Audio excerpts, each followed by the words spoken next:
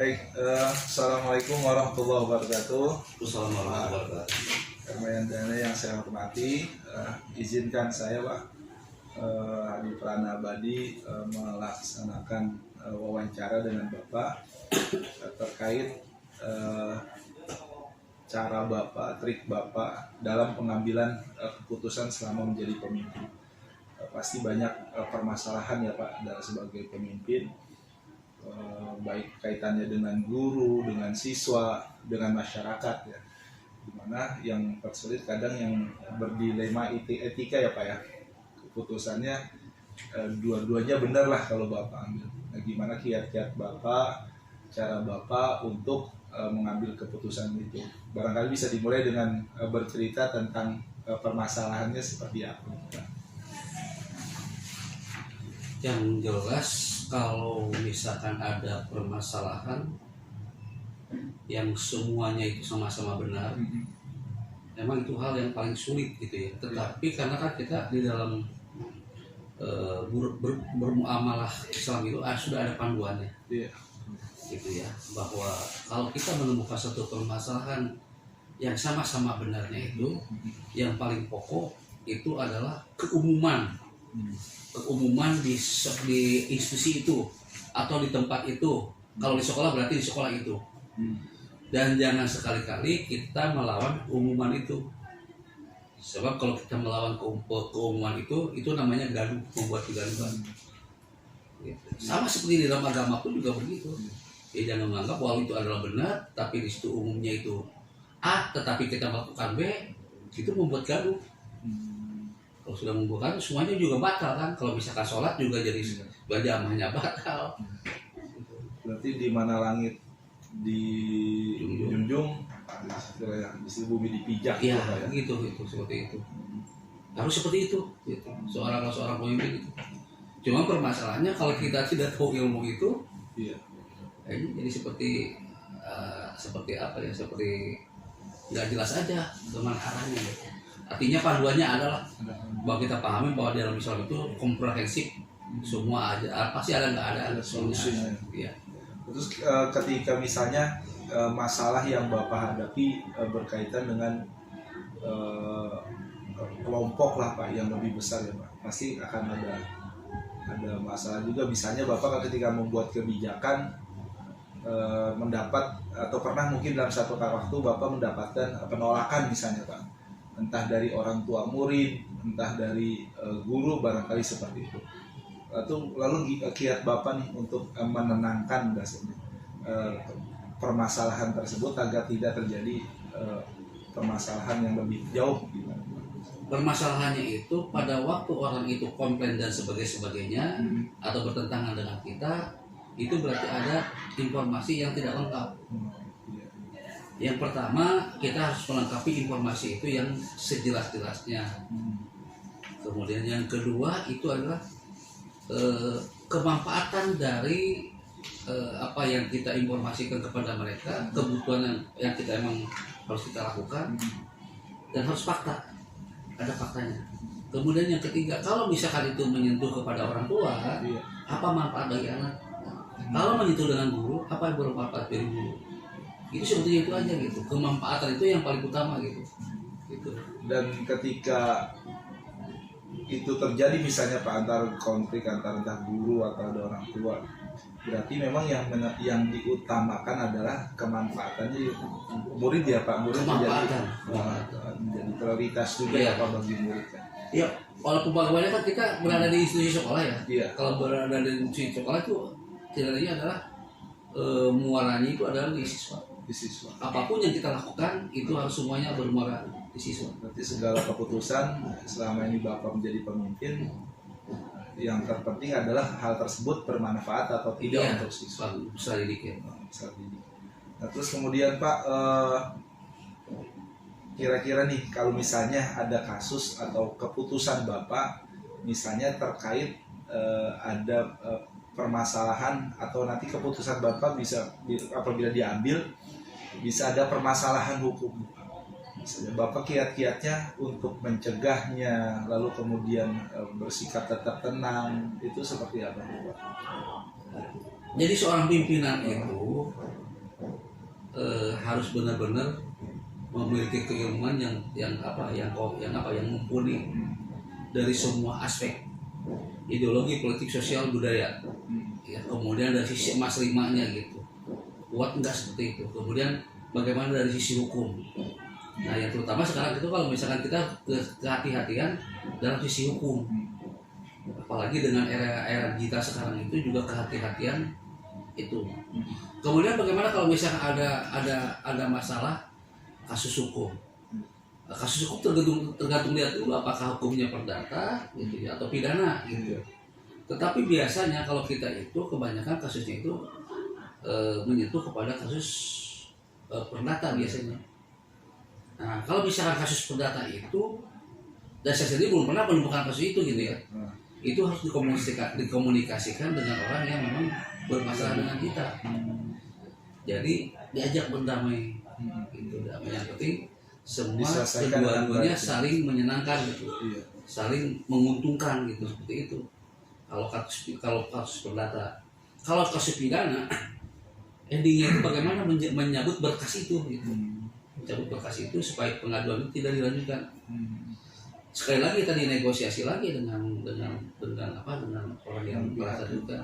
Apakah dengan kasus ini lanjut akan selesai? Belum tentu. Malah akan timbul masalah-masalah baru gitu. Apalagi kita berada di institusi sekolah. Kan kita itu berhubungan kan bukan hanya dalam waktu ini saja, tapi kan bisa kemana-mana, bisa kemana-mana. Seperti itu. Luar biasa nih Pak pengalamannya ya. Jadi memang terpenting berarti ketika kita ada masalah adalah komunikasi ya. Komunikasi yang penting dengan pihak manapun. Iya. Dan tetap tenang kayaknya Pak ya. Tapi yang jelas itu konsep meminta maaf seorang pimpinan misalkan kepada orang yang bertentangan dengan kita dengan bawahan dengan siapapun, permintaan maaf itu bukan menjadi hal yang tabu. Itu. Selama itu bisa membuat ketenangan, kenapa sih nggak dilakukan? Karena kalau kita bicara masalah titik benar ataupun salah, kadang-kadang kan lihat dari sudut pandang mana dulu. Jadi kita nggak usah malu untuk meminta maaf terhadap kesalahan ya Pak. Masalahnya bukan gengsian bukan. Artinya emang itu harus kita lakukan. Dan Bapak misalnya berkaitan dengan permasalahan dengan entah orang tua atau guru ya Pak. Barangkali pernah punya pengalaman di mana misalnya kasusnya itu kalau bisa berkepanjangan gitu loh Pak. Ada gitu. Terus gimana tuh kiat Bapak untuk menyelesaikan permasalahan itu terus tidak lagi berlarut-larut gitu. Kalau saya gitu ya, terutama dalam kasus agama saya pernah dengan guru yang memang ya agak sedikit beda itulah. Beda manhaj. Tapi walaupun bagaimana diskusi memang yang paling penting. Kan agama mengatakan bahwa apabila kita ada itu bermusyawarah lah gitu ya. Masalah itu musyawarah itu yang paling penting. Tentu itu harus dibekali dengan ilmu kita. Itu. Tadi lagi kembali kepada awal gitu. Kalau menurut Anda benar dan menurut saya benar, apa sih solusi yang itu? Bukan artian menurut saya paling benar itu enggak. Kalau saya kan berpikir bagaimana gitu ya, kebenaran yang hakiki itu, kebenaran hakiki itu adalah bagaimana kita menggabung suatu perbedaan itu menjadi satu, ada jalan tengahnya. Gitu. Saya pernah dilakukan hal seperti itu dalam masalah agama itu, hampir kita diskusi 5 jam. Akhirnya ujungnya mengerti dia juga bahwa Anda itu hidup bukan sendiri. Gitu. Nah, itu maksud kasus agama. Kalau kasus kepegawaian pernah juga itu. Misalnya saya pernah ada kelas dengan seorang wali kelas PNS mengadu, kok saya PNS pengalaman sudah itu, kemudian udah pengalaman, kenapa kok saya nggak dikasih wali kelas? Hanya yang honor yang dikasih. Kita kembali lagi kepada itu hukum ya, bahwa mengangkat wali kelas itu sama seperti mengangkat duta besar gitu. yang dia nanti menyambungkan ucapan orang tua, kepala sekolah kepada orang tua. Nah sekarang bagaimana mungkin kita mengangkat orang yang tidak, yang dengan kepala sekolahnya udah bertentangan, udah nggak pernah itu, nggak aku misalnya gitu. Nah, saya lebih baik mengangkat yang honorer ya, kalau sudah komunikasinya sudah jalan seperti itu. Dan orang dia hanya ngerti juga, gitu Pak, iya gitu kan.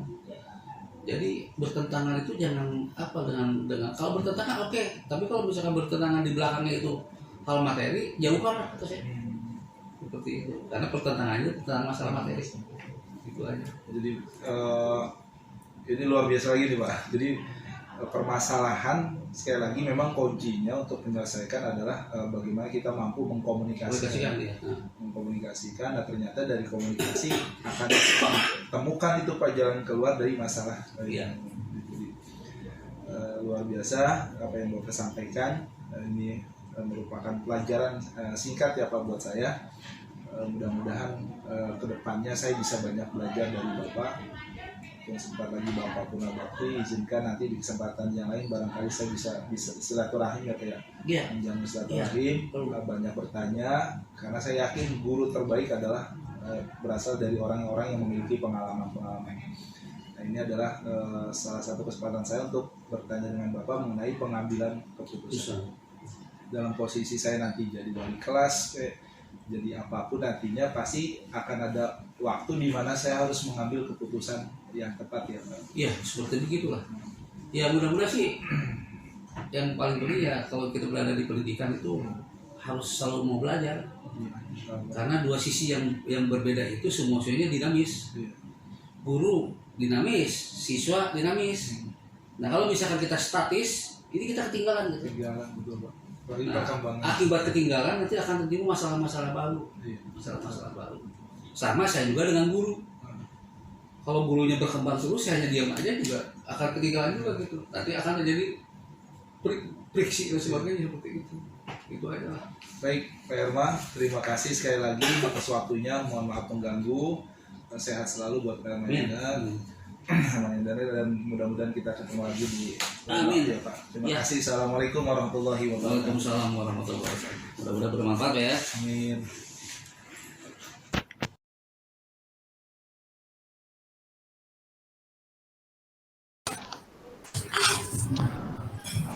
Baik, assalamualaikum warahmatullahi wabarakatuh. Waalaikumsalam warahmatullahi wabarakatuh. Baik Pak Usman, perkenalkan saya adalah Hadi Pranabadi. Saya adalah guru PAI dari SMP 16 Kota Tangerang Selatan. Dan kebetulan saat ini saya juga sebagai calon guru penggerak ya Pak Usman ya di Angkatan 8 untuk Kota Tangerang Selatan. Nah, ada satu tugas Pak Usman dari fasilitator yang meminta kami guru penggerak untuk minta berbagi pengalaman lah dari kepala sekolah mengenai satu hal berkaitan dengan pengambilan keputusan. Saya ingin banyak belajar dengan Pak Usman sebagai kepala sekolah SMA Negeri 10 Kota Tangerang Selatan mengenai pengambilan keputusan dari pengalaman pribadi Pak Usman yang berkaitan dengan dilema etika ya Pak Usman ya. Ada dua permasalahan, kalau diambil keputusannya benar, dua keputusan itu melibatkan dua kebenaran lah, sehingga Pak Usman dihadapi dengan dilema etika. Baik Pak Usman, silahkan. Pernah ngalami permasalahan seperti itu nggak Pak Usman? Ya makasih. Alhamdulillah saya ditugaskan di SMA 10 ini baru berjalan 10 bulan. Ya, artinya pada waktu saya datang ke SMA Negeri 10 itu banyak sekali dilema yang saya hadapi dan harus saya selesaikan dan harus saya ambil sikap gitu. Yang pertama, dilema masalah lingkungan sekolah ini parkir kendaraan siswa yang menempati lingkungan sekolah. Sedangkan luas sekolah SMA Negeri 10 ini kurang lebih sekitar 5.500. Dan di mana jumlah siswa hampir 800 siswa, kurang lebih yang bawa kendaraan itu motor antara 4 sampai 500. Ini jangankan untuk siswa olahraga gitu ya, untuk berjalan saja ibaratnya udah susah gitu. Nah makanya ini satu solusi yang harus saya permasalahan yang harus saya selesaikan supaya enak gitu ya. Akhirnya saya berinteraksi dulu, komunikasi dengan Bapak Ibu Dewan Guru ya. Jadi kalau seandainya suasana SMA Negeri 10 seperti ini sangat-sangat tidak nyaman, tidak enak dan mata itu. Dan saya jelaskan bagaimana caranya, bagaimana solusinya, bagaimana saya jelaskan kepada guru semua, sukaryawan saya jelaskan. Nah di situ semua warga sekolah itu mengaminkan, terutama para guru. Karena yang guru udah setuju, akhirnya saya bertemu dengan RT, RW, mandor atau ya kepala lingkungan di sekitar Negeri 10. Karena di situ ada lahan yang masih kosong, ya bisa untuk menampung parkir siswa.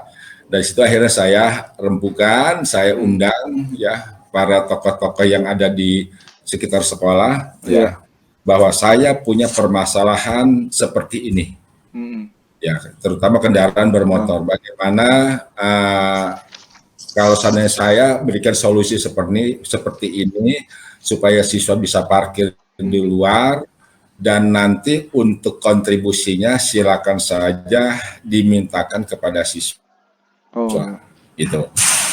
Ya, karena di sini guru mengaminkan dan lingkungan sekolah juga mengaminkan, ya, karena di sini dia kan lapangan pekerjaan, gitu. Jadi setiap hari itu motor bisa 4 sampai 500 parkir di jalan arah masuk GOR, gitu. Dan di situ sudah bisa mempekerjakan 4 karyawan. Ya, luar biasa. 4 karyawan. Nah, dan dari pihak pengelola juga memberikan kontribusi lah kepada sekolah karena dia sudah diberikan pekerjaan, dan sekolah juga ya parkir juga sudah lingkungan sekolah juga sudah nyaman, sehingga ya pada waktu guru olahraga bertiga berbarengan jamnya, nah di situ masing-masing sudah punya ibaratnya itu tepat lah gitu, sehingga dia bisa olahraga dengan leluasa. Sehingga alhamdulillah kita berikan solusi seperti itu, dan kita kita sosialisasikan kepada seluruh siswa dan juga kepada orang tua. Alhamdulillah dalam waktu 1 atau 2 minggu lamanya sosialisasi itu berjalan, dan alhamdulillah sekarang ini SMA Negeri 10 sudah aman dari kendaraan. Hanya beberapa siswa saja yang boleh masuk gitu ya, yang boleh bawa kendaraan bermotor manakala dia itu sudah bisa menunjukkan SIM.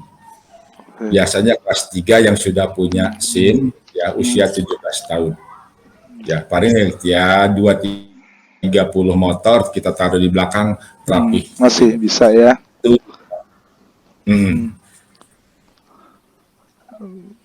Baik Pak Usman, jadi dari apa yang Bapak ceritakan ini sangat luar biasa ya Pak, dalam pengambilan keputusannya juga menurut saya juga sangat baik, sehingga tidak menimbulkan konflik, tidak adanya permasalahan jangka panjang gitu ya Pak ya, justru malah memberikan manfaat yang luar biasa tadi Bapak ceritakan, di masyarakat juga merasa senang kan, akhirnya 4 orang merasa dibantu mendapatkan pekerjaan. Bahkan bukti bahwa mereka mendapatkan penghargaan yang layak, akhirnya juga mereka melakukan penghargaan balik ya Pak kepada sekolah dengan memberikan kontribusi. Itu juga adalah sangat luar biasa.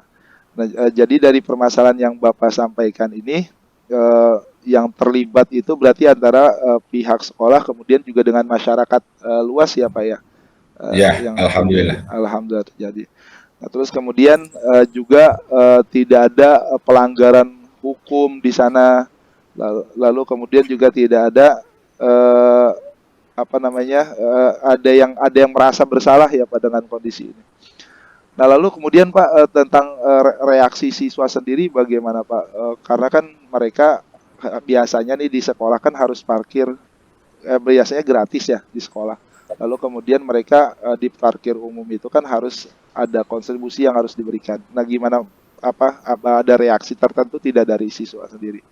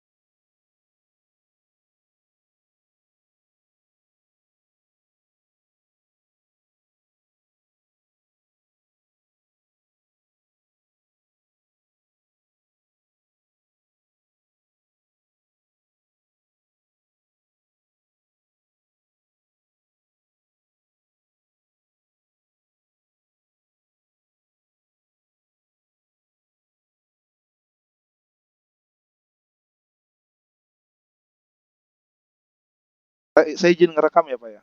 Enggak. Baik, Assalamualaikum warahmatullahi wabarakatuh. Waalaikumsalam warahmatullahi Selamat wabarakatuh. pagi menjelang siang, Pak Slamet Utomo MPD. Perkenalkan saya adalah Hadi Pranabadi, calon guru penggerak, dan saya sekarang berdinas di SMP Negeri 16 Kota Tangerang Selatan. Dan saat ini yang saya pahami Bapak adalah kepala sekolah di SMA Islam Cikal Harapan Citra Indah ya Pak, betul ya Pak? Kepala Sekolah Penggerak. Kepala Sekolah Penggerak. Ya. Nah, ini saya tidak salah Pak, kemudian jika saya meminta pengalaman dari Bapak terkait dengan pengambilan keputusan Pak. Jadi saya ingin dapat cerita dari Bapak, dapat ilmu mengenai permasalahan yang barangkali pernah Bapak alami, tetapi permasalahan itu adalah dalam ketika Bapak mengambil keputusannya, permasalahan tersebut agak sulit karena berkaitan dengan dilema ITK, di mana jawaban atau ketika Bapak memilih pilihan A atau pilihan B, kedua-duanya sama-sama betul nih Pak. Kedua-duanya betul. Bahwa ketika Bapak memutuskan itu, kedua-duanya betul. Ataupun tidak memutuskan, itu pun betul. Nah, saya ingin bertanya lebih jauh, kira-kira apa sih yang Bapak lakukan, terus kiat-kiatnya, dan kemudian efeknya seperti apa? Silakan Pak, ceritakan satu masalah Pak. Baik, terima kasih Pak Hadi, teman lama saya ini yang luar biasa. Atas kesempatan yang diberikan kepada saya. Baik Pak Hadi, tentunya di dalam mengelola sebuah organisasi itu ya memang tidak bisa lepas dari permasalahan ya. Artinya dalam tanda kutip lah permasalahan ini, baik itu yang berhubungan dengan pembelajaran atau yang berhubungan dengan guru atau termasuk juga yang berhubungan dengan orang tua gitu kan. Iya. Nah, ketika saya menghadapi masalah, ya contohnya Iya. saya kasih contoh masalah dengan komplainan orang tua begitu kan, Iya. terkait dengan pelayanan guru terhadap anak atau pengajarannya begitu. Ya saya biasanya minta ketemu langsung kepada orang tua tersebut untuk menceritakan. Jadi kita kasih kesempatan orang tua itu meluapkan keluh kesahnya. Ya kita dengerin saja dulu. Nah, permasalahan-permasalahan yang beliau atau mereka komplain. Nah, setelah itu kita catat dan ya tentunya tidak bisa memberikan jawaban langsung. Tapi ketika kita sudah tahu persoalan memang bisa kita kasih jawaban langsung, ya kita kasih jawaban sesuai dengan kondisi real, tetapi tetap melindungi profesionalisme seorang guru begitu ya. Kalau berhubungan dengan layanan guru terhadap siswa, sehingga orang tua itu merasa terfasilitasi. Yang pertama itu. Yang kedua ya jangan lama-lama. Artinya ketika ada komplain ya segera ditangkapi, karena tentunya orang tua itu ingin didengar. Didengar masukannya dan komplainnya itu dan diselesaikan tentunya. Nah, tapi kalau sudah menyangkut memang itu hal yang berat, satu misal ini guru melakukan kesalahan memang benar bersalah, ya kita melakukan cross check, konfirmasi kepada guru di luar ya maksudnya di luar pertemuan itu secara khusus kita panggil duduk bareng, juga suruh menceritakan. Tentunya guru itu juga punya alasan tersendiri. Nah, lalu kita memberikan solusi yang bijaksana. Yang kedua adalah saya menganggap bahwa seorang guru itu adalah aset. Karena di dalam sebuah organisasi itu ketika kelebihan-kelebihan guru itu kita padukan, maka akan menjadi kekuatan. Maka kekuatan itulah yang kita sebut dengan aset. Karena kelebihan guru A dengan kelebihan guru B itu berbeda. Ibarat beginilah, bangun rumah itu kan perlu adanya batu, perlu adanya bata, pasir, semen dan sebagainya. Nah, itulah watak-watak guru itu kita padukan. Nah, kita fasilitasi sehingga guru itu merasa terfasilitasi, sehingga memunculkanlah kinerja yang bersama untuk mencapai tujuan, yaitu tujuan pembelajaran di sekolah itu. Apalagi kayak saya di sini menjadi sekolah penggerak, ya, tentunya tuntutan dari sekolah penggerak itu sangat luas sekali, apalagi sekarang yang dituntut dulu kan bagaimana pembelajaran yang berdiferensiasi, pembelajaran berkolaborasi, pembelajaran berbasis project based learning, problem based learning, sehingga inovasi-inovasi itulah yang kita dorong agar guru itu bisa menemukan, ya. Nah, dari situ kita buat kolaborasi sehingga berdampaklah kepada siswa. Kalau saya pikir semacam itu, Pak Adi. Sehingga saya menganggap bahwa tidak ada masalah itu yang tadi diistilahkan masalah berat untuk ditangani, tidak.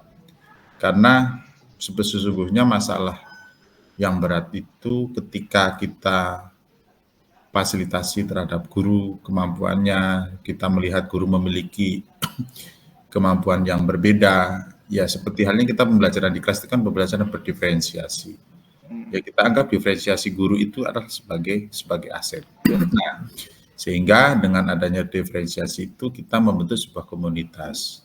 Kita maksimalkan namanya komunitas belajar. Di mana di situ berisi bagaimana adanya FGD, adanya diskusi antara guru, inovasi-inovasi guru mana yang bisa kita terapkan. Itu mungkin Pak. Baik, Pak Slamet Pak Utomo. Pak Slamet Utomo, betul ya Pak ya? Iya, Pak Utomo ya. Baik, dari apa yang Bapak ceritakan tadi, memberikan saya gambaran bahwa sebetulnya saya sepakat dengan Bapak tadi, tidak ada masalah yang berat ya, tapi bagaimana kita mencari solusi terbaik dari permasalahan itu. Nah, dari kasus Bapak yang tadi Bapak ceritakan mengenai komplain dari orang tua, lalu kemudian apalagi hal itu berkaitan dengan pelayanan guru terhadap putra-putri mereka.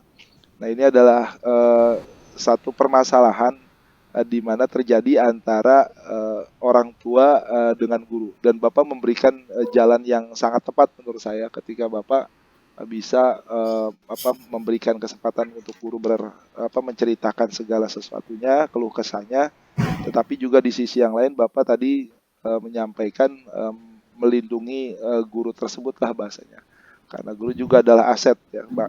Karena ketika kita sebagai pimpinan dalam memberikan keputusan berat sebelah, misalnya terlalu mementingkan komplain orang tua, pada akhirnya guru juga akan merasa kecewa lah ya Pak ya. Sehingga nanti ketika kita tuntut untuk melakukan kegiatan pembelajaran secara maksimal juga tidak dapat terpenuhi. Dari permasalahan itu Pak, ketika misalnya Bapak tadi kita fokus dari permasalahan komplain orang tua dan guru ya Pak. Nah, ketika Bapak misalnya menyampaikan komplain orang tua kepada guru tersebut, apakah kemudian guru tersebut menerima bahasanya komplain dari orang tua, terus kemudian diselesaikannya seperti apa Pak? Apakah mereka dipertemukan, saling bermaafan atau seperti apa? Ya, saya ambil contoh kasus ya, waktu itu ketika kami ada kegiatan pramuka camping begitu ya. Ada orang tua komplain ke saya bahwa salah satu anaknya yang sakit dipaksa, bahasanya dipaksa guru untuk ikut jalan menyusuri kalau jalan itu susur sungai, susur hiking. sungai lah gitulah. Iya. Akhirnya anak itu pingsan begitu kan, sehingga orang tua itu menyalahkan gurunya. Nah, ya saya itu tadi bahwa saya dengerin komplain itu, saya catat, saya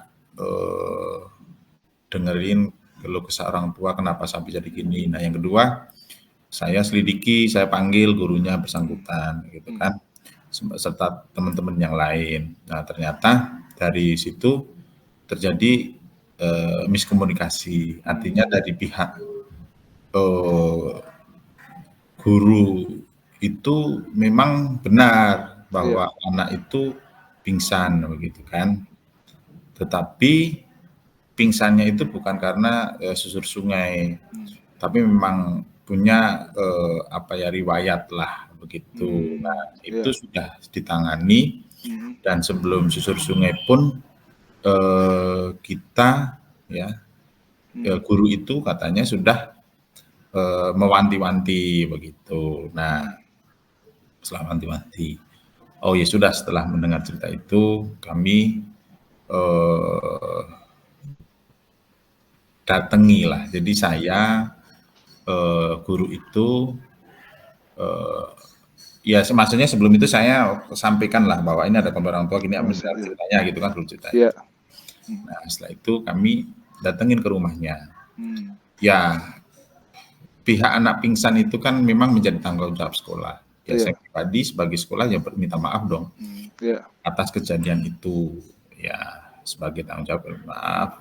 Dan waktu itu memang sudah kami dibawa ke klinik, ke rumah sakit, dan sudah ditangani lah gitu. Tapi istilah guru memaksa, guru tidak menghindarkan kondisi anak, nah itu ternyata miskomunikasi, sehingga kami komunikasi, kami main ke rumahnya untuk melakukan minta maaf, kami dampingi dan clear, artinya ternyata endingnya itu adalah miskomunikasi. Nah, artinya yang saya tekankan di sini adalah jangan sampai kita membuat keputusan itu juga sepihak. Ya kalau memang salah, kita ya berani nerima salah. Dan kita sebagai kepala sekolah ketika melakukan atau mengambil keputusan itu harus berbasis data. Yang mana jadi jangan sampai mengira-ngira begitu loh. Artinya ketika perlakuan atau membuat keputusan itu jangan asal. Ketika kita nangani siswa, saya selalu mengarahkan ketika anak bolos atau anak nggak masuk, ya mana berita acaranya, mana tanda tangan anak, atau kamu melakukan pemanggilan anak, misal kayak kasus kemarin, maaf, ada seorang siswa yang ada keluhan lah dari masyarakat bahwa siswa SMA Cikal itu pacaran lah. Nah, beliau ngirim screenshotnya, ngirim fotonya, nah begitu kan. Makanya saya meminta kepada BP dan siswaan untuk menanganinya. Nah, ketika menangani itu dibuat berita acara atas pemanggilan anak ditangani kayak apa, pengakuan, benar nggak mengaku. Nah, setelah mengaku kan anak menandatangani, ya jangan langsung dihukum, mengaku aja dulu, itu sudah luar biasa. Nah, akhirnya diberikan treatment untuk tidak mengulangi. Anak pernyataan, kalau mengulangi lagi silahkan milih konsekuensinya. Semacam itu, Pak.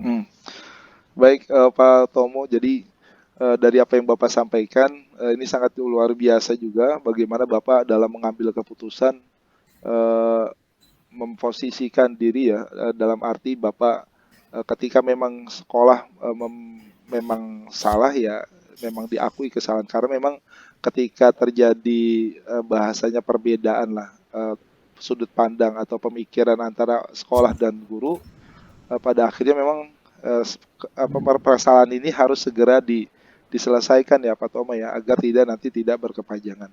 Nah, cara-cara yang Bapak sampaikan tadi sudah menurut saya sangat luar biasa, akan bisa menjadi contoh yang baik juga bagi saya di mana Bapak kemudian ketika menyelesaikan sebuah masalah mencari fakta-fakta terlebih dahulu.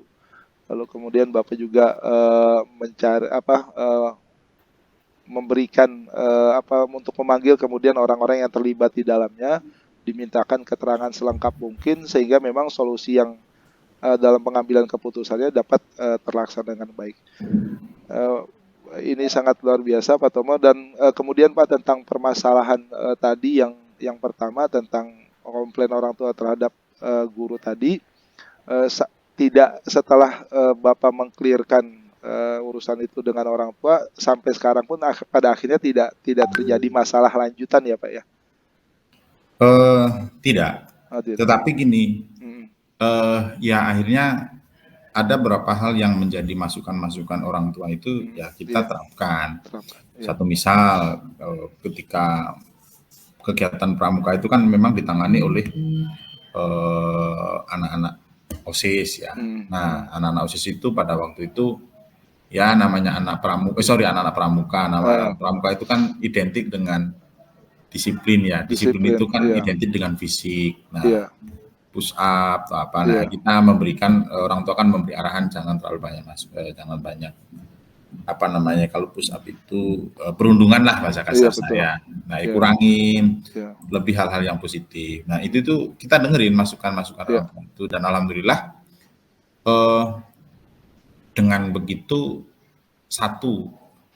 ketika masukan orang tua dan itu baik bagi kita, ya apa salahnya kita lakukan perubahan di sekolah. Itu satu.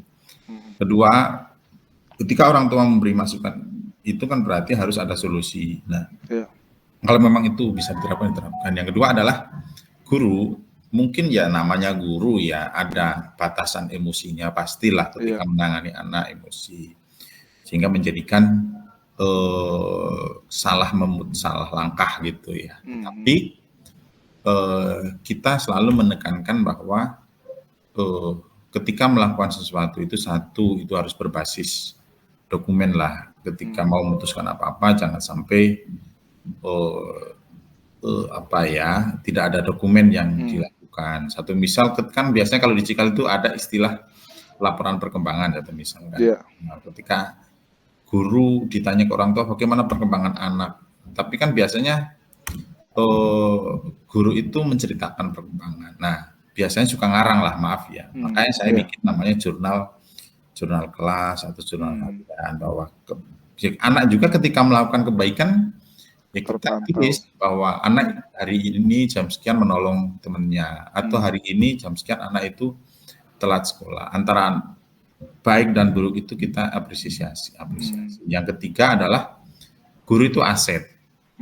Yang selama ini guru itu tidak diberdayakan, digali potensinya, maka perlu adanya penggalian potensi guru itu melalui apa? Ya tadi melalui komunitas belajar. Kombel itulah yang harus kita Kombel-kombel itulah yang harus kita berdayakan. Betul. Jadi alhamdulillah di SMA Cikal itu kami sudah membentuk sebuah komunitas belajar tiap hari Jumat lah, dari jam 2 sampai jam 4. Ya kita berdiskusi tentang masalah kita, masalah siswa, masalah pembelajaran, dan guru-guru yang berinovasi. Ternyata banyak guru-guru yang berinovasi perlu diarahkan. Nah, itu mungkin Pak. Baik Pak Tomo, terima kasih sangat ini Pak. Pengalaman yang luar biasa. Saya pikir Pak Tomo ini dia kepala sekolah yang sangat luar biasa, pengalamannya banyak. Saya pikir permasalahan yang terjadi tidak sedikit lah menghadang Bapak sebagai seorang pemimpin. Tetapi dengan pengambilan keputusan yang tepat yang tadi Bapak ceritakan, salah satunya menunjukkan kematangan Bapak sebagai seorang pemimpin, sehingga permasalahan yang ada dapat dicarikan solusinya, dan win-win solution ya Pak ya. Seluruh pihak menerima dan kemudian tidak ada masalah lanjutan. Pak Tomo, Saya atas nama Adi Pranabadi mengucapkan terima kasih nih Pak yang seluas-luasnya. Kapan-kapan kita bisa ketemu lagi, ngobrol lagi, insya Allah silaturahmi juga ke Citra Indah Jonggol ya Pak ya. Amin. Oke, siap Bogor, Adi. mudah-mudahan Oke. sehat Thank you, selalu. Pak. Salam buat istri, buat anak-anak dan seluruh guru-guru di sana ya Pak ya. Baik Pak Adi. Baik. Sukses selalu Pak Adi, semangat ya. Ya, sama-sama Pak. Di Sukses. CGP, keren. Ya, insya Allah. Uh, Baik, ya. Assalamualaikum warahmatullahi wabarakatuh. Waalaikumsalam warahmatullahi wabarakatuh.